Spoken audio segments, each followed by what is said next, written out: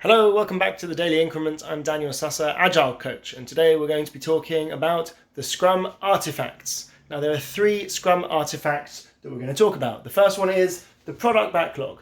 So the product backlog is a list of valuable features ordered in order of value that the team decides what they're going to do each sprint planning. So part of what makes Scrum work is that you know that at any one time the team are working on the most valuable thing for the organization and for the business. The way you know that is by having a really well ordered product backlog where each of the items is finishable, can be done within a sprint at least. Hopefully you could do more than one in a sprint, and you know that at the top of that list is the most valuable one and less valuable as you go down. The next Scrum artifact is the sprint backlog.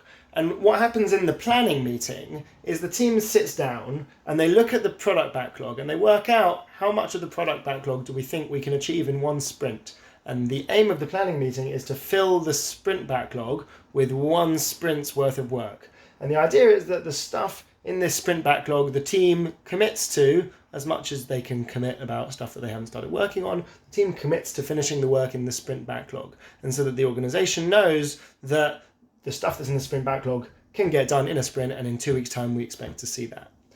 And the final artifact in Scrum is a finished increment. That's why this is called the Daily Increment. What? And the idea is that at the end of each Scrum cycle, the end of each sprint, you have something that is done.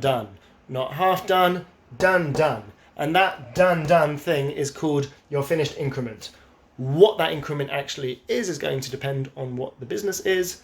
In software, often that's a feature like a button or some calculation or a new page or something like that. But in other contexts, it could be something else. So let's say you were running Scrum with your shop and you spent a sprint working with all of the people in the shop to come up with a new product.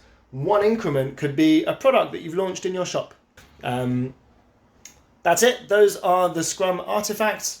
The idea is that in your planning meeting, you produce the sprint backlog. Your daily Scrum helps you work out how you're going to achieve the sprint backlog, and then all with the aim of having a finished increment at the end so that there is a finished item, so that you can see that item and you have some transparency. You can inspect it and check if it's what you need, and then if it's not actually what you need, or if it's not doing what you expected, then the team can adapt. Remember, all of Scrum is on these 3 pillars of transparency, inspection, and adaptation. And these artifacts are the lists and the things that the team uses along the way. Tomorrow, we're going to be looking at the most important part of Scrum, the people.